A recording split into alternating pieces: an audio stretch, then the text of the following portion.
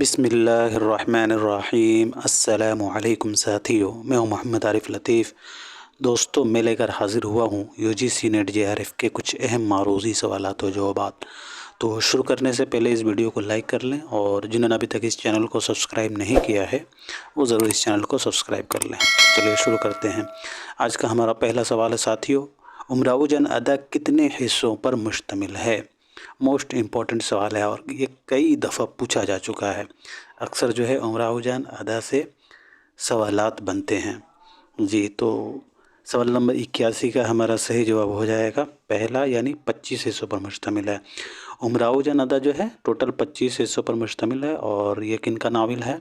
तो मिर्ज़ा हादी रसवा का एक शहकार नावल है उमराव जान अदा। कब मंजर आम पर आया? तो 1899 ईस्वी में मंजर आम पर आया। और उमराव जान अदा जो है ये एक तरह से नफ्सियाती नावल है।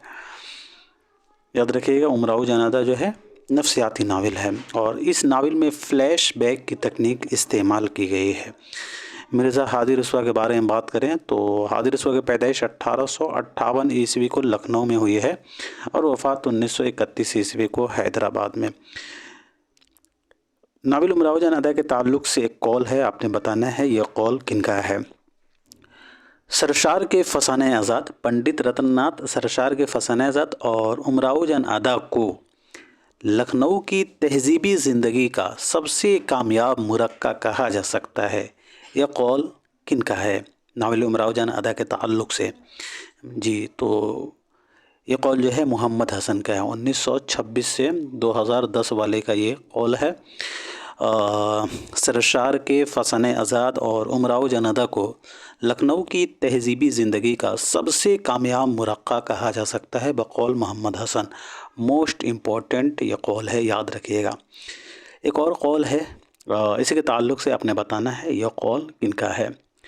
किसने लिखा है कि उमराव जान अदा को मुअज्जज़ाए फ़न कहा जाए तो बेजा नहीं। मुअज्जज़ाए फ़न कहा जाए तो बेजा नहीं, किसने कहा है? जी, तो याद रखिएगा, नूरुल हसन नकवी ने लिखा है उमराव जान अदा के ताल्लुक़ से कि उमराव जान अदा को मुअज्जज़ाए फ़न कहा जाए तो बेजा नहीं। नूरुल हसन नकवी ने क्या लिखा है कि उमराव जान अदा को मुअज्जज़ाए फ़न कहा जाए तो बेजा नहीं। चलिए जी, बढ़ते हैं सवाल नंबर 82 की तरफ। दावा दलील का सवाल है। दावा है नावल उमराव जान अदा लखनऊ की तहजीबी ज़िंदगी का एक मुरक्का है और दलील है मिर्ज़ा रसवा ने लखनऊ की तहजीबी फ़िज़ा को नावल में मरकज़ी हैसियत दी। जी, तो सवाल नंबर 82 का सही जवाब हो जाएगा तीसरा, यानी दावा सही है और दलील भी दुरुस्त है। अभी हम लोगों ने पढ़ा कि नावल उमराव जान अदा लखनऊ की तहजीबी ज़िंदगी का एक कामयाब मुरक्का है जो मोहम्मद हसन का कौल था और दलील इसकी है कि मिर्ज़ा हादी रसवा ने लखनऊ की तहजीबी ज़िंदगी का, तहजीबी फ़िज़ा को इस नावल में जो है इन्होंने मरकज़ी हैसियत दी। चलिए जी, बढ़ जाते हैं अगले सवाल की तरफ। सवाल नंबर 83 दोस्तों, दास्तान सबरस में आफ़ियत शहर के बादशाह का नाम क्या है? आबिद, अक़ल, नामूस या फिर नज़र? जी, तो सवाल नंबर 83 का सही जवाब हो जाएगा तीसरा, यानी नामूस। सबरस मुल्ला वजही के दास्तान सबरस में आफ़ियत शहर के बादशाह का नाम नामूस होता है। याद रखिएगा, सबरस को मुल्ला वजही ने 1635 ईस्वी में लिखा था और सिस्तान मुल्क का बादशाह अक़ल इसका बेटा जो है इलाक़ाए तन का हिक्मरान था और वो कहाँ का बादशाह था? तो सिस्तान मुल्क का। और नज़र जो है ये सबरस में जासूस रहता है। याद रखिएगा, नज़र का भी किरदार बहुत ही मशहूर है सबरस से। और नामूस ये तो आप लोगों को मालूम हो गया, ये आफ़ियत शहर का बादशाह रहता है।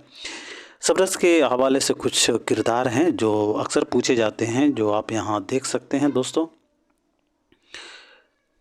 नामूस जो है ये आफ़ियत शहर का बादशाह। रकीब का भी इस दास्तान में ज़िक्र आया है। तो रकीब जो है ये शहर संसार का निगरां और बादशाह इश्क का ग़ुलाम होता है। इश्क का ग़ुलाम जो है रकीब होता है। याद रखिएगा, कामत जो है ये हिम्मत का भाई है اور یہ جو ہے شہزادی حسن کا بھی اس میں کردار آیا ہے، اور زلف کا بھی کردار آیا ہے۔ زلف جو ہے یہ لٹ کی شہزادی حسن کی سہیلی رہتی ہے، اور وہ جو ہے باغ رخسار میں اس سے ملتی ہے۔ غمزہ جو ہے وہ عشق کا سپاہی رہتا ہے، خیال حسن کا غلام ہے، وہم جو ہے عقل کا وزیر ہوتا ہے، توبہ زرق کا بیٹا، رزق کا بیٹا، اور زہد پہاڑ کا نگراں ہوتا ہے توبہ۔ مہر عشق کا کمانڈر رہتی ہے، اور ہلال جو ہے مہر کا جو ہے عشق کمانڈر، اور ہلال جو ہے حمزات کا ماہر جنگ ہے، اور یہ کو اتنا امپورٹنٹ نہیں لگ رہا مجھے۔ اور اس کے علاوہ وفا یہ جو ہے سپہ سالار مہر کی بیٹی ہے، اور غیر یہ کردار امپورٹنٹ ہے، یاد رکھیے گا۔ غیر سبرس کا کردار، غیر جو ہے یہ مشہور ہے، امپورٹنٹ ہے۔ غیر جو ہے رقیب کی بیٹی ہے اور دل پر عاشق ہو جاتی ہے۔ صبر کا کردار بھی جو ہے پوچھا جاتا ہے، اور اس کے علاوہ جو ہے بادشاہ ناموس آب حیات کے بارے میں کہتا ہے کہ یا 100 مرد کے منہ کا پانی ہے، اور نظر جو ہے پکڑے جانے پر خود کو کیمیا گر بتاتا ہے۔ قامت اپنے غلام کی مدد سے نظر کو گھاس کے تہہ میں چھپا دیتا ہے، خیال حسن کی تصویر بناتا ہے، عقل اور عشق میں 4 دن تک جنگ چلتی ہے۔ چلیے جی، اب بڑھ جاتے ہیں سوال نمبر 84 کی طرف۔ پھر سے دعویٰ دلیل کا سوال ہے دوستوں۔ دعویٰ ہے بیدی عورتوں کی نفسیات کی عکاسی کا بہت بڑا فنکار ہے، اور دلیل اس کی ہے اس نے مختلف صورتحال میں عورتوں کی پیچیدہ نفسیات کی فنکارانہ عکاسی کی۔ جی، تو سوال نمبر 84 کا صحیح جواب ہو جائے گا چوتھا، یعنی دعویٰ درست ہے اور ساتھ ہی ساتھ دلیل بھی درست ہے۔ سوال نمبر 84 کا صحیح جواب چوتھا ہوگا، دعویٰ بھی صحیح ہے، بیدی عورتوں کی نفسیات کی عکاسی کا بہت بڑے فنکار ہیں، اور دلیل ہے انہوں نے جو ہے مختلف صورتحال میں عورتوں کی پیچیدہ نفسیات کی فنکارانہ عکاسی کی۔ راجندر سنگھ بیدی کی پیدائش اور وفات کے بارے میں بات کریں تو ان کی پیدائش سپتمبر 1915 عیسوی کو لاہور میں ہوئی ہے، اور وفات جو ہے 1984 عیسوی کو ممبئی میں ہوئی۔ چلیے جی، بڑھتے ہیں سوال نمبر 85 کی طرف۔ موسٹ امپورٹنٹ سوال ہے ساتھیوں۔ زمانی اعتبار سے صحیح ترتیب کی نشاندہی کیجیے۔ سوال نمبر 25 کا صحیح جواب بتا دیجیے گا۔ زمانی ترتیب یہاں پوچھا جا رہا ہے جی، تو اس سوال کا صحیح جواب ہو جائے گا پہلا میرے بھی صنم خانے، اس کے بعد سفینہ غم دل۔ میرے بھی صنم خانے یہ 1949 عیسوی میں شائع ہوا ہے یہ ناول، اور سفینہ غم دل جو ہے یہ ناول 1952 عیسوی میں شائع ہوا ہے، اور آگ کا دریا 1959 عیسوی میں شائع ہوا، اور آخر شب کے ہم سفر یہ ناول جو ہے 1979 عیسوی میں شائع ہوئی ہے۔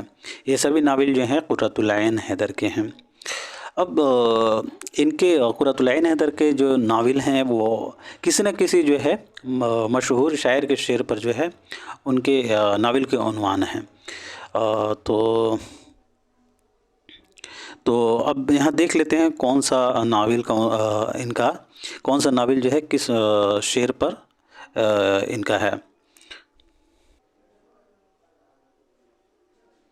جی، تو یہاں بات کریں میرے بھی صنم خانے کی، تو میرے بھی صنم خانے اس ناول کا جو ہے یہ علامہ اقبال کے شعر سے اخذ کیا گیا ہے۔ اس ناول کا جو عنوان ہے میرے بھی صنم خانے، میرے بھی صنم خانے جو نام ہے یہ علامہ اقبال کے شعر سے یہ اخذ کیا گیا ہے۔ ان کا یہ شعر ہے، میرے بھی صنم خانے تیرے بھی صنم خانے، دونوں کے صنم خاکی دونوں کے صنم فانی۔ یہ ان کے شعر سے یہ اخذ کیا گیا ہے۔ اور بات کریں ان کا دوسرا ناول سفینہ غم دل، تو سفینہ غم دل جو ہے فیض احمد فیض کے نظم صبح آزادی سے ماخوذ ہے۔ ان کے نظم صبح آزادی ہے، اسی شعر کے ایک ٹکڑا سے جو ہے انہوں نے جو اپنے ناول کا عنوان رکھا ہے، کہیں تو ہوگا شب سست موج کا ساحل، کہیں تو جا کے رکے گا سفینہ غم دل۔ یہ فیض احمد فیض کا مشہور شعر ہے۔ چلیے جی، اب اگر بات کریں آگ کا دریا، تو آگ کا دریا تو یہ اکثر پوچھا جاتا ہے، تو یہ جگر مراد آبادی کے شعر سے انہوں نے جو ہے اس کا ٹائٹل اخذ کیا ہے۔ یہ عشق نہیں آساں بس اتنا سمجھ لیجئے، ایک آگ کا دریا ہے اور ڈوب کے جانا ہے۔ آخر شب کے ہم سفر کے بارے میں بات کریں تو یہ فیض احمد فیض کے شعر سے اخذ کیا گیا ہے۔ آخر شب کے ہم سفر فیض نہ جانے کیا ہوئے، رہ گئی کس جگہ صبا، صبح کدھر نکل گئی۔ فیض احمد فیض کے یہ شعر سے اخذ کیا ان کا عنوان آخر شب کے ہم سفر۔ اور کار جہاں دراز ہے کے بارے میں بات کریں تو اس ناول کا جو عنوان ہے وہ علامہ اقبال کے شعر سے، ان کے شعر کے ٹکڑے سے اخذ کیا گیا ہے۔ شعر ہے: باغ بہشت سے مجھے حکم سفر دیا تکیوں، کار جہاں دراز ہے اب میرا انتظار کر۔ علامہ اقبال کا جو شعر ہے، اور ان کے شعر سے ٹکڑے سے جو ہے ان کے ناول کار جہاں دراز ہے کا عنوان اخذ کیا گیا ہے۔ اب بات کریں ان کے چھٹے ناول گردش رنگ چمن، تو گردش رنگ چمن جو ہے یہ 1987 میں منظر عام پر آیا ہے، اور یہ مرزا غالب کے شعر سے اخذ کیا گیا ہے۔ عمر میری ہو گئی صرف بہار حسن، گردش رنگ چمن ہے ماہ وصال عندلیب۔ تو یہ جو ہے ان کے ناول کا عنوان جو ہے مرزا غالب کے شعر سے اخذ کیا گیا ہے۔ ان کا ایک ناول ہے، صرف ایک ہی ناول ہے، چاندنی بیگم، تو یہ قرۃ العین حیدر کا یہ اکلوتا ناول ہے جو ہے وہ کسی بھی جو ہے شعر سے اخذ نہیں کیا گیا ہے، ٹھیک ہے نا۔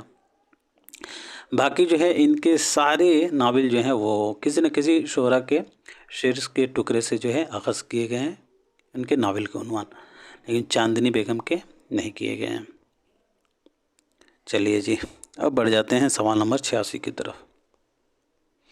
رات کو رو رو صبح کیا یا دن کو جوں توں شام کیا، ذیل کے مصروں سے مصرع اولا کی نشاندہی کر کے شعر پورا کیجیے۔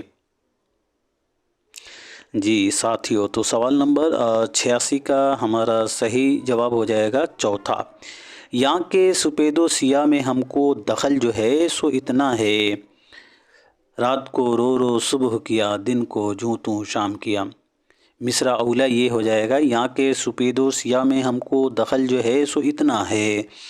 اس کا مصرع ثانی ہو جائے گا: رات کو رو رو صبح کیا یا دن کو جوں توں شام کیا۔ یہ کن کا شعر ہے تو یاد رکھیے گا، میر تقی میر کا یہ شعر ہے۔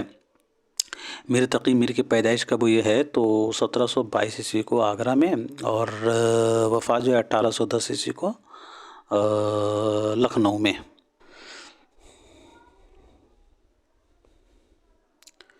یہاں ان کے کچھ مشہور اشعار ہیں میر تقی میر کے، ان کے اشعار سے اکثر جو ہے سوالات بنتے ہیں، تو یہاں آپ ان کے اشعار دیکھ سکتے ہیں۔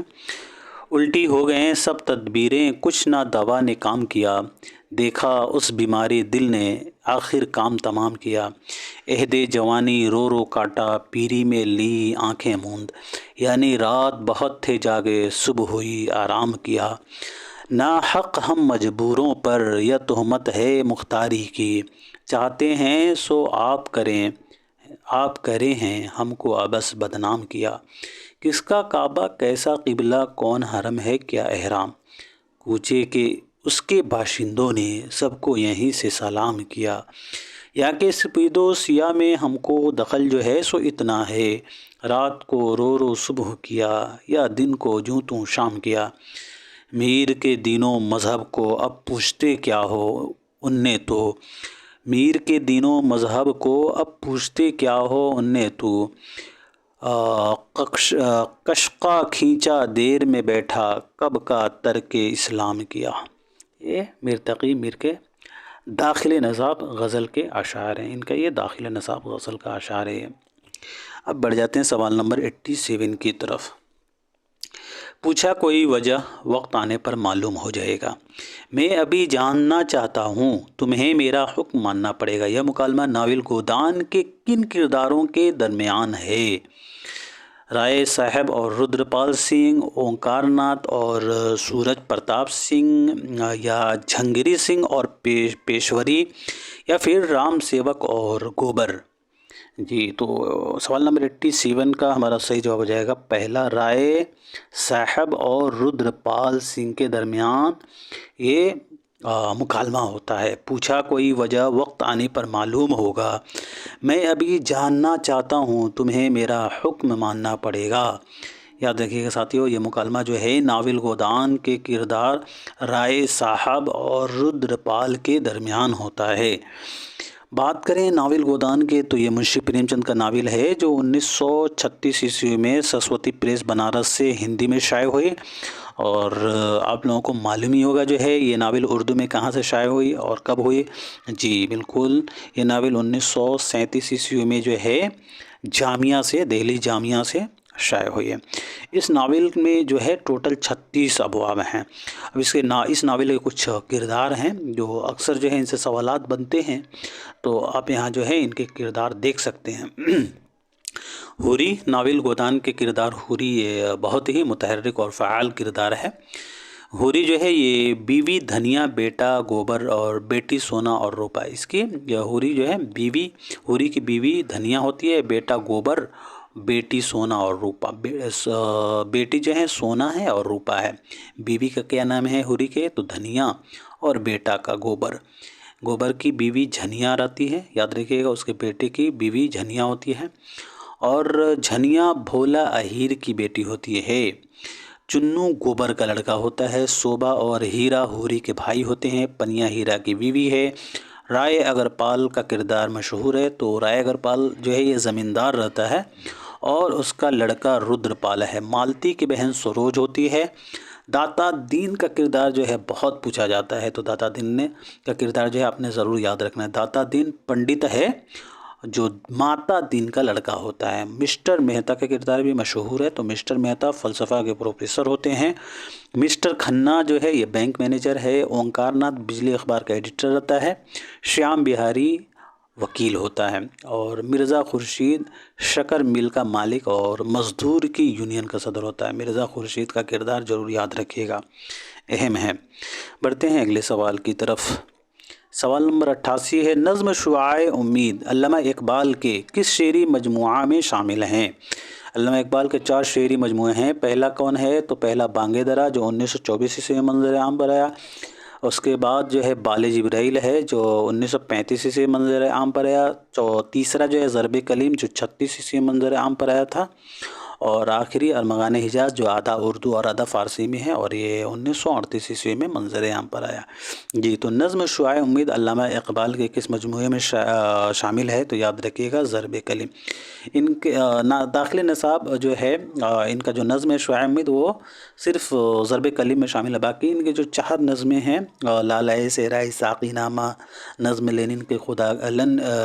لینن خدا کے حضور میں، اور ایک اور ہے ذوق و شوق، تو وہ جو ہے دوسرے ان کا شعری مجموعہ میں شامل ہے، یعنی کہ بال جبریل۔ چلیے جی، اب بڑھتے ہیں اگلے سوال کی طرف۔ علامہ اقبال کی پیدائش 1877 عیسوی کو یہ سیالکوٹ میں، اور وفات 1938 عیسوی کو لاہور میں۔ اگلا سوال دیکھیے گا، فعل اپنے معنی کے اعتبار سے کل کتنے طرح کے ہوتے ہیں؟ 4 قسم کے، 3، 2 یا پھر 5؟ جی تو سوال نمبر 89 کا صحیح جواب ہو جائے گا ہمارا دوسرا، یعنی 3 قسم کے۔ پہلا کیا ہوتا ہے؟ تو پہلا جو ہے فعل ماضی، دوسرا فعل حال، اور تیسرا فعل مستقبل، اور آپ لوگوں کو معلوم ہوگا یہ کیا ہوتا ہے۔ چلیے، فعل اسے کہتے ہیں، فعل وہ کلمہ ہے جس کے معنی میں کسی کام کا ہونا یا کرنا پایا جائے۔ بڑھتے ہیں اگلے سوال کی طرف۔ سوال نمبر ہمارا 90 ہے یہاں، ذیل میں سے کس کا تعلق معنیات سے نہیں ہے؟ معنیات سے کس کا تعلق نہیں ہے؟ جی تو سوال نمبر 90 کا صحیح جواب ہو جائے گا تاثر۔ تاثر کا جو ہے تعلق معنیات سے نہیں ہے، باقیوں کا ہے۔ بڑھتے ہیں سوال نمبر 91 کی طرف۔ نظامی بیدری کی مثنوی قدم راؤ پدم راؤ میں قدم راؤ پدم راؤ کا آپس میں کیا رشتہ ہے، کیا تعلق ہے؟ بیٹے باپ کا، راجہ وزیر کا، دادا اور پوتے کا، نانا نانی کا؟ جی تو سوال نمبر 91 کا صحیح جواب ہو جائے گا دوسرا، راجہ اور وزیر کا۔ اب بات کر لیتے ہیں نظامی بیدری کی مثنوی کے بارے میں۔ تو یہ اردو کی پہلی طبع ذات مثنوی ہے جسے نظامی بیدری نے لکھا تھا. کب لکھا تھا؟ تو 1421 اور 35 عیسوی کے درمیانی حصے میں لکھا تھا. 1421 سے 35 عیسوی کے درمیانی حصے میں انہوں نے لکھا تھا. اور جو ہے مثنوی قدم راؤ پدم راؤ کو جو ہے فخر الدین نظامی، ان کا اصل نام فخر الدین نظامی ہے، اور فخر الدین نظامی نے انہوں نے بہمنی دور میں انہوں نے لکھا تھا. یہ پوچھا جاتا ہے کہ فخر الدین نظامی نے کس دور میں مثنوی قدم راؤ پدم راؤ کو لکھا؟ تو یاد رکھیے گا بہمنی دور میں لکھا تھا. اکثر پوچھا جاتا ہے دوستو، تو یاد رکھیے گا. اور اس مثنوی کا نسخہ جو ہے عمر یافعی کے پاس تھا. عمر یافعی کے پاس تھا مثنوی قدم راؤ پدم راؤ کا نسخہ عمر یافعی کے پاس تھا. اور مثنوی قدم راؤ پدم راؤ میں ہندی اور مقامی الفاظ پائے جاتے ہیں، یعنی مثنوی قدم راؤ پدم راؤ میں جو ہے ہندی اور مقامی الفاظ کی بہتات ہے. اور مثنوی قدم راؤ پدم راؤ کا انتصاب جو ہے جمیل جالبی نے بابائے اردو کے نام کرتے ہوئے فارسی کا مشہور مقولہ حق بحقدار جو ہے سید درج کیا. حق بحقدار سید درج کیا ہے. یاد رکھیے گا 1973 عیسوی میں جو ہے جمیل جالبی نے مثنوی قدم راؤ پدم راؤ کو انجمن ترقی اردو پاکستان کراچی سے شائع کیا تھا. کب کیا تھا؟ تو 1973 عیسوی میں. اور جمیل جالبی نے جو ہے اس کا انتصاب جو ہے بابائے اردو کے نام مولوی عبداللہ کے نام جو ہے کرتے ہوئے فارسی کا مشہور مقولہ کا استعمال کیا ہے حق بحقدار سید. اور بات کریں اس مثنوی کے حوالے سے تو سب سے پہلے جو ہے نصیر الدین ہاشمی نے مثنوی قدم راؤ پدم راؤ کا تعارف کرایا تھا، اور اس کا نام بھی نصیر الدین ہاشمی نے ہی تجویز کیا تھا. اور مثنوی قدم راؤ پدم راؤ کے عنوانات جو ہیں فارسی میں، جتنے بھی عنوان ہیں وہ فارسی میں ہیں. اور اس مثنوی کردار قدم راؤ جو ہیرا نگر کا راجہ ہوتا ہے، اور پدم راؤ جو ہے یہ قدم راؤ کا وزیر ہے جس کے سر پر پدم ہوتا ہے. اور اکھر ناتھ کون ہے؟ تو اکھر ناتھ جو ہے وہ ایک جوگی ہوتا ہے. چلیے جی اب بڑھ جاتے ہیں سوال نمبر 92 کی طرف. افسانہ جیلا وطن قرۃ العین حیدر کے کس افسانوی مجموعے میں شامل ہے؟ ستاروں سے آگے، شیشے کا گھر، پتجھڑ کی آواز، یا پھر روشنی کی رفتار؟ جی تو اس سوال کا صحیح جواب ہو جائے گا پتجھڑ کی آواز. افسانہ جیلا وطن قرۃ العین حیدر کا افسانوی مجموعہ پتجھڑ کی آواز میں شامل ہے. بڑھتے ہیں سوال نمبر 93 کی طرف. لٹریری قابلیت کے لحاظ سے مرزا جیسا جامع حیثیت آدمی خسرو اور فیضی کے بعد آج تک ہندوستان کی خاک سے نہیں اٹھا. یہ عبارت کس کتاب سے ماخوذ ہے؟ مقالات سر سید، مقالات شبلی، یادگار غالب، یا پھر غبار خاطر؟ اس سوال کا ہمارا صحیح جواب ہو جائے گا یادگار غالب. چلیے جی اب بڑھ جاتے ہیں سوال نمبر 94 کی طرف. کلیم الدین احمد نے کس نقاد کے لیے کہا کہ اس کی خیالات ماخوذ اور نظر سطحی ہے؟ عالم مسرور، مجنوں گورکھپوری، علامہ شبلی نعمانی، یا پھر مولانا الطاف حسین حالی؟ فی الحال بات کر لیتے ہیں عالم مسرور کی پیدائش اور وفات کی. تو عالم مسرور کی پیدائش جو ہے 1911 عیسوی کو بدایوں میں ہوئی اور وفات 2002 عیسوی کو علی گڑھ میں. مجنوں گورکھپوری کی پیدائش کب ہوئی ہے؟ تو یاد رکھیے گا 1904 عیسوی کو خلیل آباد میں ہوئی ہے، اور وفات جو ہے مجنوں گورکھپوری کی 1988 عیسوی کو کراچی میں ہوئی ہے. شبلی نعمانی کی پیدائش کب ہوئی؟ تو 1857 عیسوی کو اعظم گڑھ میں، اور وفات 1914 عیسوی کو اعظم گڑھ ہی میں ہوئی. حالی کی پیدائش 1837 عیسوی کو پانی پت میں، اور وفات جو ہے 1914 عیسوی کو پانی پت ہی میں ہوئی ہے. جی تو سوال نمبر 94 کا صحیح جواب ہو جائے گا مولانا الطاف حسین حالی. کلیم الدین احمد نے جو ہے مولانا الطاف حسین حالی کے لیے کہا تھا کہ ان کے خیالات ماخوذ اور نظر سطحی ہے. بڑھتے ہیں سوال نمبر 95 کی طرف. हिंदुस्तान छोड़ो किसका अफसाना है? हिंदुस्तान छोड़ो इनमें से किनका अफसाना है? इस्मत, कुर्रतुल ऐन हैदर, ख्वाजा अहमद अब्बास या फिर कृष्णचंद्र? जी, तो सवाल नंबर 95 का सही जवाब हो जाएगा हमारा पहला, इस्मत चुगताई। हिंदुस्तान छोड़ो ये अफसाना जो है इस्मत चुगताई का है। बात करें इस्मत चुगताई की तो इनकी पैदाइश जो है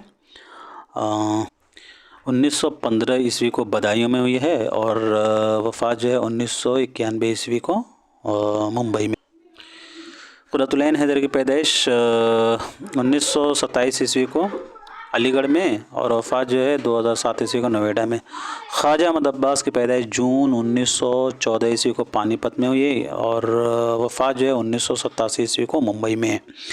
कृष्णचंद्र की पैदाइश नवंबर 1914 ईस्वी को हुई है पंजाब में और वफ़ात जो है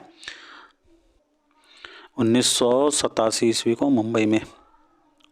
सॉरी, कृष्णचंद्र की वफ़ात जो 1977 ईस्वी को है और ख्वाजा अहमद अब्बास की वफ़ात 1987 है, 1987। चलिए जी, बढ़ते हैं सवाल नंबर 96 की तरफ। कुछ कफ़स में इन दिनों लगता है जी, आशियाँ अपना हुआ बर्बाद किया, यह शेर किसका है? गालिब मोमिन, ज़ौक़ या फिर मीर? जी, जब तक बात कर लेते हैं इनके पैदाइश और वफ़ात के बारे में, तो गालिब की पैदाइश 1797 ईस्वी को हुई है, 1797 ईस्वी को हुई है आगरा में और वफ़ात जो है 1869 ईस्वी को दिल्ली में। मोमिन की पैदाइश 1800 ईस्वी को हुई है और वफ़ात जो है 1852 ईस्वी को हुई है। और जी, मोमिन की पैदाइश जो है 1800 ईस्वी को हुई है दिल्ली में और वफ़ात 1852 ईस्वी को हुई है। वफ़ात जो है इनके कोठे के गिरने की वजह से जो है 1-2 हफ्ते के बाद हुई थी। और ज़ौक़ की पैदाइश 1789 ईस्वी में हुई है दिल्ली में और वफ़ात 1854 ईस्वी को दिल्ली में। मीर तक़ी मीर की पैदाइश 1722 ईस्वी को आगरा में और वफ़ात 1810 ईस्वी को लखनऊ में। जी, तो सवाल नंबर 96 का हमारा सही जवाब हो जाएगा दोस्तों मोमिन खां मोमिन। कुछ कफ़स में इन दिनों लगता है जी, आशियाँ अपना हुआ बर्बाद किया, यह शेर जो है मोमिन खां मोमिन का है। बढ़ते हैं सवाल नंबर 97 की तरफ। आपके इनायत नामे के आने से 3 तरह की खुशी मुझको हासिल हुई। एक तो यह कि आपने मुझको याद किया, दूसरे आपकी तर्ज़ इबारत मुझको पसंद आई, तीसरे आप हज़रत अल्लामा अब्दुल जलील और आज़ाद मग़फ़ूर की यादगार हैं और उनके हुस्न कलाम का मोतक़िद। मिर्ज़ा गालिब ने ये इबारत अपने ख़त में किसको लिखी? मिर्ज़ा हातिम अली मेहर, यूसुफ़ मिर्ज़ा, ग़ुलाम हुसैन बिलगरामी या फिर मौलाना अब्बास रिफ़ात? जी, तो इस सवाल का सही जवाब हो जाएगा मौलाना ग़ुलाम हुसैन बिलगरामी। सवाल नंबर 97 का हमारा सही जवाब हो जाएगा ग़ुलाम हुसैन बिलगरामी। आपके इनायत नामे के आने से 3 तरह की खुशी मुझको हासिल हुई। एक तो यह कि आपने मुझको याद किया, दूसरे आपकी तर्ज़ इबारत मुझको पसंद आई, तीसरे आप हज़रत अल्लामा अब्दुल जलील और आज़ाद मग़फ़ूर की यादगार हैं और उनके हुस्न कलाम का मोतक़िद। मिर्ज़ा गालिब ने यह इबारत जो है अपने ख़त में ग़ुलाम हुसैन बिलगरामी के लिए लिखी थी। चलिए जी, बढ़ते हैं सवाल नंबर 98 की तरफ। सड़क के किनारे किसका अफसानवी मजमुआ है? मंटो, प्रेमचंद, कृष्णचंद्र, ख्वाजा अहमद अब्बास? बात करें मंटो की तो मंटो की पैदाइश 1912 ईस्वी को पंजाब में और वफ़ात 1955 ईस्वी को लाहौर में। प्रेमचंद की 1880 ईस्वी को बनारस के लम्ही गांव में और वफ़ात 1936 ईस्वी को बनारस ही में। इनके बारे में बात हो चुकी ऊपर। जी, तो सवाल नंबर 98 का सही जवाब हमारा हो जाएगा साथियों सादत हसन मंटो। सड़क के किनारे जो है सादत हसन मंटो का अफसानवी मजमुआ है। बढ़ते हैं सवाल नंबर 99 की तरफ। सबसे मुक़द्दम और ज़रूरी चीज़ जो कि शायर को गैर शायर से तमीज़ देती है क़ुव्वत मुतख़य्यला या तख़य्युल है, जिसको अंग्रेज़ी में इमेजिनेशन कहते हैं। यह किसका बयान है? शिबली, हाली, इमदाद असर या फिर कलीमुद्दीन अहमद? जी, तो इस सवाल का हमारा सही जवाब हो जाएगा साथियों مولانا الطاف حسین حالی، سب سے مقدم اور ضروری چیز جو کہ شاعر کو غیر شاعر سے تمیز دیتی ہے قوت متخیلہ ہے، جس کو انگریزی میں امیجینیشن کہتے ہیں۔ اور یہ بیان جو ہے مولانا الطاف حسین حالی کا ہے۔ امداد امام اثر کے بارے میں بات نہیں ہوتے، ان کے پیدائش کے بارے میں بات کر لیتے ہیں۔ 1849 عیسوی کو جو ہے پٹنہ میں ان کی پیدائش ہے، اور وفات 1934 عیسوی کو پٹنہ میں ہی ہے۔ کلیم الدین کی پیدائش 1908 عیسوی کو پٹنہ میں، اور وفات 1983 عیسوی کو پٹنہ ہی میں۔ بڑھتے ہیں آج کے آخری سوال کی طرف۔ ہمارے آگے جب تیرا کسوں نے نام لیا، دل ستم زدہ کو ہم نے تھام تھام لیا۔ میر کے مذکورہ بالا شعر پر درج ذیل تبصرہ کس نے کیا؟ مگر ایسے دھیمے الفاظ میں وہی لوگ جوش قائم رکھ سکتے ہیں جو میٹھی چھری سے تیز خنجر کا کام لینا جانتے ہیں۔ سوال نمبر 100 کا صحیح جواب کیا ہوگا ساتھیوں؟ جی تو اس سوال کا صحیح جواب ہو جائے گا ہمارا مولانا الطاف حسین حالی۔